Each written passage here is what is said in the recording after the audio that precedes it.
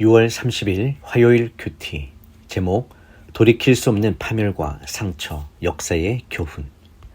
본문 나훔 3장 12절에서 19절까지 말씀입니다. 내 모든 요새들은 첫 열매가 익은 무화과와 같아서 흔들기만 하면 먹을 사람의 입으로 떨어질 것이다. 보아라, 내 한가운데 있는 군대는 여자들 뿐이다. 내 땅의 성문들은 내 원수들에게 활짝 열리고 불이 그 빗장들을 태워버린다. 포위에 대비해서 무리를 길어두고 내 요새를 강화시켜라. 진흙탕에 가서 진흙을 뭉쳐서 벽돌을 만들어라. 그곳에서 불이 너를 삼킬 것이고 칼이 너를 베일 것이다. 느치 때처럼 너를 소멸할 것이다. 메뚜기 때처럼 내 수를 증가시켜 보아라. 느치 때처럼 내 수를 증가시켜 보아라. 내가 내 상인들의 수를 늘려 하늘의 별들보다 많게 했으나 느치 때처럼 허물을 벗고 나서 날아갈 것이다. 내 파수꾼들이 메뚜기 떼같이 많고 내 관료들이 메뚜기 떼처럼 많아도 추운 날 벽에 붙어 있다가 해가 뜨면 날아가는 느치 떼처럼 그들도 아무도 모르는 어디론가 떠나갈 것이다. 아시리아 왕이여, 내 목자들은 졸고 있고 내 관리들은 누워있다. 내 백성들은 산으로 흩어졌는데 모을 사람이 아무도 없다. 내 상처를 고칠 수 없고 내 부상은 심각하다. 너에 관한 소식을 들은 사람마다 너를 보고 손뼉을 치는구나. 끊임없는 너의 악행을 당해보지 않았던 사람이 있겠느냐. 첫 번째 묵상입니다. 흔들면 떨어지는 무화과 같은 요새와 여인 같은 군대. 나훔은 나훔서의 마지막 장에서 니느웨의 방어선이 얼마나 어처구니 없이 무너질 것인지를 풍자합니다. 니느웨는 무리를 길어 성을 방비하고 벽들을 구워 요새를 견고하게 보수하려 몸부림치지만 불이 그들을 삼키며 칼이 그들을 베기를 느치가 먹는 것 같이 할 것입니다.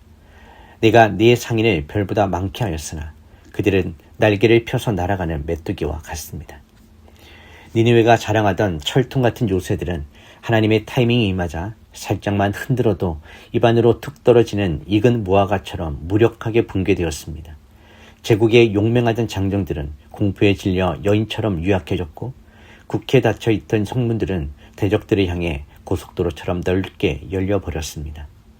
인간이 위기를 맞이하여 뒤늦게 물을 깃고 성을 보수하며 인적, 물적 자원을 총동원해보지만 하나님의 심판의 불길 앞에서는 견고한 벽돌 성조차 진흙처럼 녹아내릴 뿐입니다. 우리는 내 힘으로 인생의 안보장치를 완벽하게 구축할 수 있다는 착각을 버려야 합니다.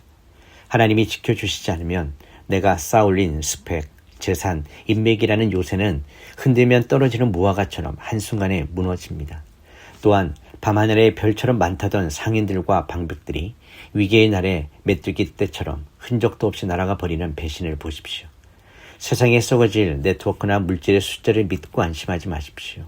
오직 우리의 유일한 보호자이신 만군의 여호와 하나님만을 전적으로 신뢰하며 주님의 그늘 아래 거하는 것만이 인생의 가장 완벽한 방비 책임을 고백합시다.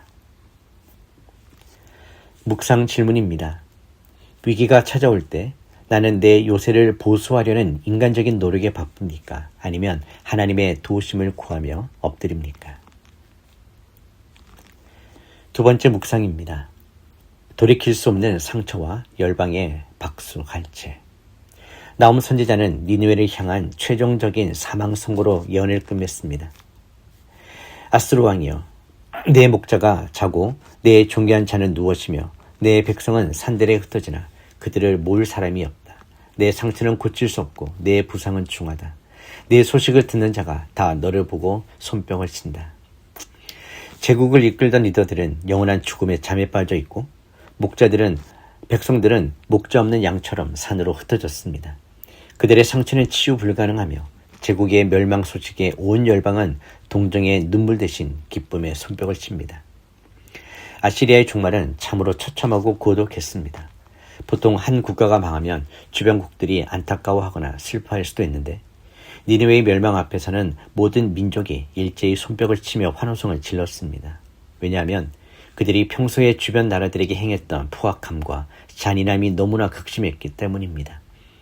악인의 끝은 이처럼 아무도 슬퍼해 주지 않는 고독한 파멸입니다. 그들이 남에게 베푼 대로 고스란히 돌려받는 인과응보의 역사적인 교훈입니다. 6월의 마지막 날 우리는 나무수의 마지막 경고를 뼈저리게 들어야 합니다. 오늘 나의 삶의 흔적은 주변 사람들에게 어떤 기억으로 남고 있습니까? 내가 어려움을 당할 때 지체들이 함께 아파하며 기도해 줍니까? 아니면 겉으로는 아니라도 속으로 손뼉을 치며 고소해 합니까? 타인을 짓밟고 올라간 성공의 탑은 무너질 때에 아무도 도와주지 않습니다. 힘이 있을 때 포악을 행하지 말고 온유와 자비, 긍휼을 심으십시오. 고칠 수 없는 영적 상처에 이르기 전에 속히 주님의 십자가 앞으로 나아가 고침을 받고 주변 사람들에게 그리스도의 따뜻한 사랑과 위로를 남기는 복된 인생의 흔적을 만들어 갑시다. 묵상 질문입니다. 오늘 내 삶의 흔적들은 주변 사람들에게 포악의 상처를 남기고 있습니까? 아니면 예수 그리스도의 사랑과 위로를 남기고 있습니까? 6월 30일 한 줄 묵상 요약입니다. 하나님 없는 인간적 요새는 무력하게 무너지며 악인의 포악은 고독한 파멸을 맞이하니 오직 사랑과 겸손의 흔적을 남깁시다. 기도하겠습니다. 우리 영원한 피난처 되시는 하나님 아버지, 6월 한 달 동안 우리 고린도전서, 요나서 그리고 나무수의 말씀을 통해 우리의 신앙과 삶을 돌아보게 하시니 감사드립니다. 니느웨가 제 아무리 성을 보수하고 요새를 굳게 했을지라도 주님이 흔드실 때에는 무화과처럼 떨어지는 모습을 보며 하나님 없이 우리 힘으로 인생의 안전장치를 만들려 했던 교만을 철저하게 회개하게 하여 주십시오. 물질이나 세상 배경의 숫자를 믿고 안심하지 않게 하시고 오직 만군의 여호와 한 분만을 우리의 유일한 요새로 삼고 살아가게 하여 주시옵소서. 아시리아 제국의 포악함의 결과가 아무도 슬퍼하지 않고 온 열방이 손뼉을 치는 고독하고 처참한 파멸이었음을 경고로 받습니다. 우리 삶의 흔적 속에 이기적인 고집과 포악으로 타인의 마음에 고칠 수 없는 상처를 주었던 연약함과 악함이 있었다면 십자가의 보혈로 씻어주시고 이제는 우리가 가는 곳마다 위로를 전하고 사랑을 심는 평화의 도구가 되게 하여 주시옵소서. 우리가 베푼 사랑과 겸손의 흔적들이 쌓여 하나님 나라의 아름다운 열매가 되게 하시고 오늘 하루도 주님의 성품을 닮아 주변 사람들의 마음을 시원케 해드리는 축복의 통로로 살아가게 하여 주시옵소서. 예수님의 이름으로 기도드립니다. 아멘.